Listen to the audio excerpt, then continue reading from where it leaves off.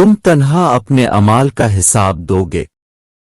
اے ابن آدم، اگر پوری انسانیت نیک و صالح اور اللہ کی مطیع و فرمان ہو جائے اور تم نافرمان بنے رہو تو پوری انسانیت کی فرمانبرداری تمہارے کسی کام نہ آئے گی، اور اگر پوری انسانیت نافرمان ہو اور تم اللہ کی اطاعت پر قائم رہو تو پوری انسانیت کی نافرمانی تمہیں نقصان نہیں پہنچائے گی۔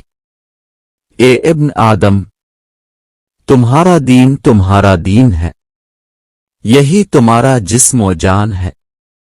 اگر تمہارا دین سلامت ہے تو تمہارا جسم و جان سلامت ہے۔